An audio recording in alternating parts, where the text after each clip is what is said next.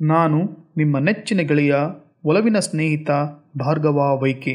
ಸ್ನೇಹಿತರೆ, ನಿಮ್ಮೆಲ್ಲರಿಗೂ ಶ್ರೀವಿಕ್ ನ್ಯೂಸ್ಗೆ ಸ್ವಾಗತ ಸುಸ್ವಾಗತ. ಯಲಹಂಕ ತಾಲೂಕು ಬ್ರಾಹ್ಮಣ ಸಂಘ ಪ್ರಥಮ ಬಾರಿಗೆ ಯಾಜ್ಞವಲ್ಕ ಜಯಂತಿ ಮಾಡ್ತಾರೆ. ಇದರ ಪ್ರಮುಖ ಉದ್ದೇಶವೇನು? ಯಲಹಂಕ ತಾಲೂಕು ಬ್ರಾಹ್ಮಣ ಸಂಘ ಆದಮೇಲೆ ಮೊದಲನೇದಾಗಿ ಈ ಜಯಂತಿಯನ್ನು ಆಚರಣೆ ಮಾಡ್ತಾ ಇದ್ದೇವೆ. ಇದರ ಉದ್ದೇಶ ಯಾಜ್ಞವಲ್ಕ್ಯರು ಶುಕ್ಲ ಯಜುರ್ವೇದವಾದ ಪ್ರಪಂಚಕ್ಕೆ ಕೊಟ್ಟಿರುತ್ತಾರೆ. ಕಾರ್ತಿಕ ಶುದ್ಧ ಸಪ್ತಮಿಯಂದು ಯಾಜ್ಞವಲ್ಕ್ಯ ಜಯಂತಿ ನಡೆಯುತ್ತದೆ. ಅಲ್ಲದೆ ಎಲ್ಲಾ ವಿಪ್ರ ಬಾಂಧವರು ಸೇರಿ ಈ ಯಲಹಂಕ ತಾಲೂಕು ಸಂಘದಲ್ಲಿ ಈ ಜಯಂತಿಯನ್ನು ಆಚರಿಸುತ್ತಾರೆ. ಯಲಹಂಕ ತಾಲೂಕು ಬ್ರಾಹ್ಮಣ ಸಂಘದಲ್ಲಿ ಈ ಬಾರಿಗೆ ಬಹಳ ವಿಜೃಂಭಣೆಯಿಂದ ಶ್ರೀ ಯೋಗೀಶ್ವರ ಯಾಜ್ಞವಲ್ಕ್ಯ ಜಯಂತಿಯನ್ನು ಇದೇ ಡಿಸೆಂಬರ್ 31ರಂದು ಗುರು ಹಿರಿಯರಲ್ಲೂ ನಿಶ್ಚಯಿಸುವುದು ಸ್ವಾಗತಾರ್ಹ ವಿಷಯ. ನಮ್ಮ ಸನಾತನ ಹಿಂದೂ ಪರಂಪರೆ ಉಳಿಸಬೇಕಾದರೆ ಇಂತಹ ಹಲವಾರು ಕಾರ್ಯಕ್ರಮಗಳನ್ನು ನಾವು ಕೈಗೊಳ್ಳಬೇಕು. ನಮ್ಮ ಹಿರಿಯರು ಹಿರಿಮೆಯನ್ನು ಕೊಡುಗೆಯನ್ನು ನಾವು ಮುಂದಿನ ಪೀಳಿಗೆಗಾಗಿ ಪರಿಚಯಿಸುವುದು ಈ ಕಾಲಘಟ್ಟದಲ್ಲಿ ತುಂಬಾ ಅವಶ್ಯಕವಾಗಿದೆ. ಯಾಜ್ಞವಲ್ಕ್ಯರ ಜ್ಞಾನ ಭಂಡಾರಕ್ಕೆ ಸಾಟಿಯೇ ಇಲ್ಲ. ಇವರ ಕುರಿತಾಗಿ ನಮ್ಮ ದೆಹಲಿಯ ಕೇಂದ್ರೀಯ ಸಂಸತ್ ಭವನದ ಪ್ಯಾನೆಲ್ ನಲ್ಲಿ 6ರಲ್ಲಿ ಮದ್ರಾಸ್ನ ಚಿತ್ರಗಾರ ಧನ್ಮಲ್ ಚಿತ್ರಿಸಿದ ಜನಕ ಮಹಾರಾಜನ ಆಸ್ಥಾನದಲ್ಲಿ ನಡೆದ ಬಹುದಕ್ಷಿಣ ಯಾಗದ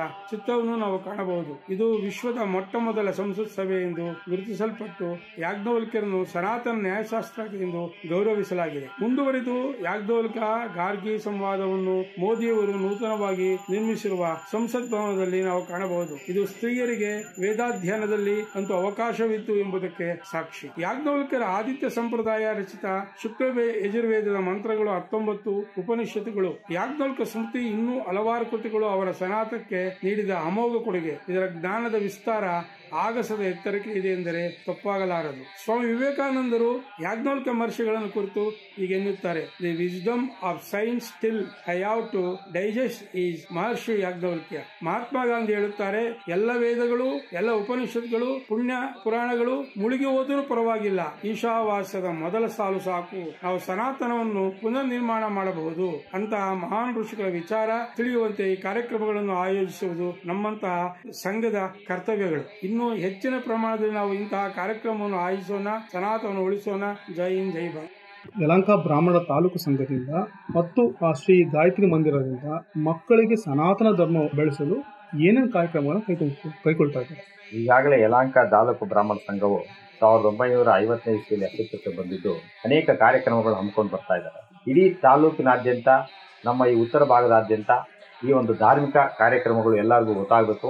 ಈ ಒಂದು ಹಿಂದಿನ ಏನು ಆಚಾರ್ಯತ್ರೆಯರು ಉಳಿಸ್ಕೊಂಡ್ ಬಂದಿದ್ದು ಅಂತ ಒಂದು ಧಾರ್ಮಿಕ ಕಾರ್ಯಕ್ರಮಗಳ ಬಗ್ಗೆ, ಆಮೇಲೆ ನಮ್ಮ ಸನಾತನ ಧರ್ಮವನ್ನ ಉಳಿವಿಗಾಗಿ ಅನೇಕ ಕಾರ್ಯಕ್ರಮಗಳು ಹಮ್ಮಿಕೊಂಡಿದ್ದು. ಇದರ ಅಂಗವಾಗಿ ಪ್ರತಿ ಪೌರ್ಣಮಿಯಂದು ಶ್ರೀ ಸತ್ಯನಾರಾಯಣ ಸ್ವಾಮಿಯ ವ್ರತ, ರಾತ್ರಿ ಹವನ ಪೂಜೆ, ಉಪಕರ್ಮ, 2 ವರ್ಷಕ್ಕೊಮ್ಮೆ ಲಲಿತಾ ಲಕ್ಷಾರ್ಚನೆ ಮತ್ತು ಮಕ್ಕಳಲ್ಲಿ ಒಂದು ಭಗವದ್ಗೀತೆ ಅರಿವು ಮೂಡಿಸುವ ಉದ್ದೇಶದಿಂದ ವರ್ಷಕ್ಕೆ ಒಂದು ಬಾರಿ ಮಕ್ಕಳಿಗೆ ಅಳವಡಿಸ್ತಾ ಇದ್ದೀವಿ. ಇದರಿಂದ ಭಗವದ್ಗೀತೆ ಮಕ್ಕಳಿಗೆ ತಿಳಿವಡಿಸಬೇಕು, ಅದರ ಒಂದು ನೀತಿಗಳನ್ನ ಮಕ್ಕಳು ಸಹ ಅಳವಡಿಸಿಕೊಳ್ಳಿ ಅನ್ನೋ ಉದ್ದೇಶದಿಂದ ಇಂತಹ ಒಂದು ಕಾರ್ಯಕ್ರಮಗಳನ್ನು ಸಹ ಹಮ್ಮಿಕೊಂಡ್ ಆಚಾರ್ಯತ್ರಯರ ಜಯಂತ್ಯೋತ್ಸವಗಳನ್ನು ಸಹ ಆಚರಿಸ್ಕೊಂಡ್ ಬರ್ತಾ ಇದೀವಿ. ಮೊದಲಿಗೆ ಈಗ ಯೋಗೀಶ್ವರ ಯಾಜ್ಞವಲ್ಕ್ಯ ಜಯಂತಿಯನ್ನ ಶುರು ಮಾಡಿದ್ದೀವಿ. ಮುಂದಿನ ದಿನಗಳಲ್ಲಿ ಶಂಕರಾಚಾರ್ಯರದು, ರಾಮಾನುಜಾಚಾರ್ಯರದು ಮತ್ತು ಶ್ರೀಮದ್ ಮಧ್ವಾಚಾರ್ಯರ ಜಯಂತಿಗಳನ್ನು ಸಹ ನಡೆಸ್ಕೊಂಡ್ ಬರಬೇಕು. ಈ ಒಂದು ಆಚಾರ್ಯತ್ರೆಯರು ಎಲ್ಲರಿಗೂ ಅವರ ಕೊಡುಗೆ ಏನು ಸಮಾಜಕ್ಕೆ ಅನ್ನೋ ತಿಳಿಪಡಿಸಬೇಕು ಅಂತ ನಗರದ ಪ್ರಮುಖ ಬಡಾವಣೆಗಳಲ್ಲಿ ಇವರ ಒಂದು ಭಾವಚಿತ್ರದೊಂದಿಗೆ ನಾವು ಮೆರವಣಿಗೆ ಹೋಗಬೇಕು ಅನ್ನೋ ಉದ್ದೇಶದಿಂದ ಎಲ್ಲರಿಗೂ ಆಚಾರ್ಯರು ನಮ್ಮ ಸಮಾಜಕ್ಕೆ ಏನು ಕೊಡುಗೆ ನೀಡಿದ್ದಾರೆ ಅದು ತಿಳಿಸ್ಬೇಡಿಸಬೇಕು ಅನ್ನೋ ಒಂದು ಉದ್ದೇಶದಿಂದ ನಾವು ಇಂತಹ ಕಾರ್ಯಕ್ರಮಗಳು ಹಮ್ಮಿಕೊಂಡ್ ಬರ್ತಾ ಇದೀವಿ. ಯಾಜ್ಞವಲ್ಕ್ಯ ಜಯಂತಿ ಮಾಡ್ತಾ ಇದ್ದಾರೆ, ಇದು ಪ್ರಮುಖ ಉದ್ದೇಶ ಏನು ಅಂತ ನಮಗೆ ತಿಳಿಸ್ಕೊಡ್ತೀರಾ? ಯಾಜ್ಞವಲ್ಕ್ಯರ ಜಯಂತಿ ಮಾಡೋ ಪ್ರಮುಖ ಉದ್ದೇಶ ಶ್ರೀ ಯೋಗೇಶ್ವರ ಅಂತ ಕರ್ಸ್ಕೊಂಡಿದ್ದರು ಶ್ರೀಕೃಷ್ಣ ಪರಮಾತ್ಮ. ಅವ್ರು ಬಿಟ್ಟರೆ ಯಾಜ್ಞವಲ್ಕ್ಯರ ಯಾಜ್ಞವಲ್ಕ್ಯರ ಒಂದು ಸಾಧನೆ, ಅವರ ಪರಂಪರೆ ಅದು ಅದ್ವಿತೀಯ. ಈ ಸಂದರ್ಭದಲ್ಲಿ ನಾನು ಹೇಳೋದಿಷ್ಟೇ, ಭಾರತ ದೇಶಕ್ಕೆ ನೀಡಿರ್ತಕ್ಕಂಥ ಸಾಕಷ್ಟು ಕೊಡುಗೆಗಳನ್ನು ನಾವು ಜನರಿಗೆ ತಲುಪಿಸ್ತೀವಿ.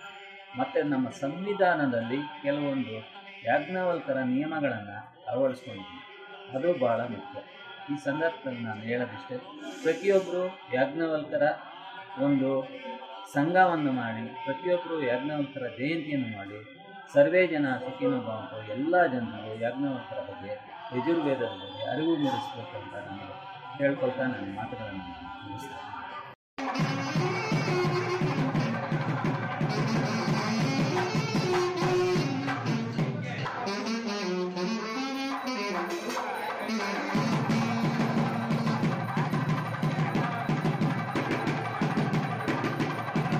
ಯಲಹಂಕ ತಾಲೂಕು ಬ್ರಾಹ್ಮಣರ ಸಂಘದಲ್ಲಿ ಸ್ವಸ್ತಿ ಪುಣ್ಯಾಹ, ಕಳಶ ಸ್ಥಾಪನೆ, ದೇವತಾ ನಾಂದಿ, ನವಗ್ರಹ ಪೂಜೆ, ವಾಯುಸ್ತುತಿ, ವೇದ ಪಾರಾಯಣ, ಯಾಜ್ಞವಲ್ಕ ಗುರುಗಳ ಪೂಜೆ, ಪಂಚಾಮೃತ ಅಭಿಷೇಕ, ಗಣಹೋಮ, ನವಗ್ರಹ ಪೂಜೆ, ಶ್ರೀ ಗಾಯತ್ರಿ ಹೋಮ, ಪೂರ್ಣಾಹುತಿ ನಡೆಯುತ್ತಿರಲು ನಗರದ ಪ್ರಮುಖ ಬೀದಿಗಳಲ್ಲಿ ಶ್ರೀ ಯೋಗೀಶ್ವರ ಯಾಜ್ಞವಲ್ಕ ಗುರುಗಳ ಮಹಿಮೆ ಸಾರುತ್ತಾ ಭಕ್ತಿ ಪಂಥವನ್ನು ಹೆಚ್ಚಿಸಲು, ಜನರಿಗೆ ಆತ್ಮಜ್ಞಾನ ನೀಡಲು ಭಜನೆ ಮಾಡುತ್ತಾ, ನೃತ್ಯ ಮಾಡುತ್ತಾ ಶುಕ್ಲ ಯಜುರ್ವೇದದ ಪಿತಾಮಹರ ಪಲ್ಲಕ್ಕಿಯೊಂದಿಗೆ ಸನಾತನ ನ್ಯಾಯಶಾಸ್ತ್ರ ತಜ್ಞರ ಪರಿಚಯ ಮಾಡುವುದು ರಮಣೀಯವಾಗಿ ಕಂಡುಬಂತು.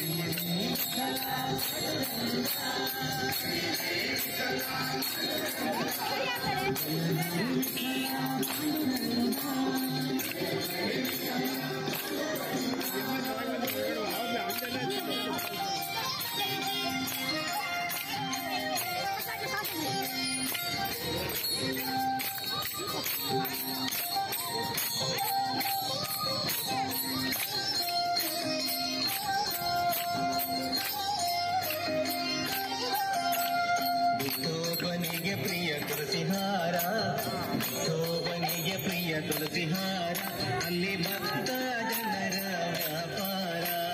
ವಿಠೋಬನಿಗೆ ಪ್ರಿಯ ತುಳಸಿಹಾರ, ಅಲ್ಲಿ ಭಕ್ತ ಜನರ ವ್ಯಾಪಾರ. ವಿಠೋಬನಿಗೆ ಪ್ರಿಯ ಭಕ್ತಿಯ ಗಂಧ, ವಿಠೋಬನಿಗೆ ಪ್ರಿಯ ಭಕ್ತಿಯ ಗಂಧ, ಅಲ್ಲಿ ಚಂದ್ರವಾದನ ಪುರವೆಂಬ ದೊಡ್ಡ ನಗರ, ಅಲ್ಲಿ ವಿಠೋಬನೆಂಬ ದೊಡ್ಡ ಸಹೋದರ. ಪುರವೆಂಬ ದೊಡ್ಡ ನಗರ, ಅಲ್ಲಿ ವಿಠೋಬನೆಂಬ ದೊಡ್ಡ ಸಹೋದರ.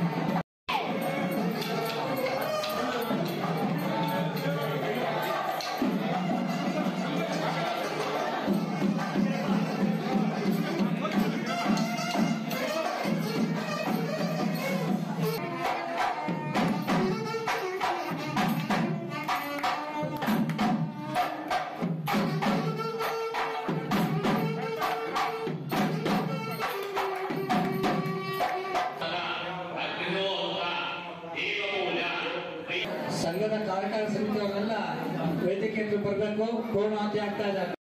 ನಮಸ್ಕಾರ. ಒಂದೇ ಒಂದು ನಿಮಿಷ ಎಲ್ಲ ದಯವಿಟ್ಟು ನನ್ನ ಮಾತು ಕೇಳಿ. ಇವತ್ತು ಯಾಜ್ಞವಲ್ಕರ ಜಯಂತಿ ಅಂತ ಹೇಳ್ಬಿಟ್ಟು ಇಷ್ಟೆಲ್ಲ ಸೇರಿದ್ದೀವಿ. ಯಾಜ್ಞವಲ್ಕರು ಕೇವಲ ಋಷಿಗಳಲ್ಲ, ಒಂದು ಯಜುರ್ವೇದವನ್ನ ಬರೆದಿರತಕ್ಕಂಥವರಲ್ಲ.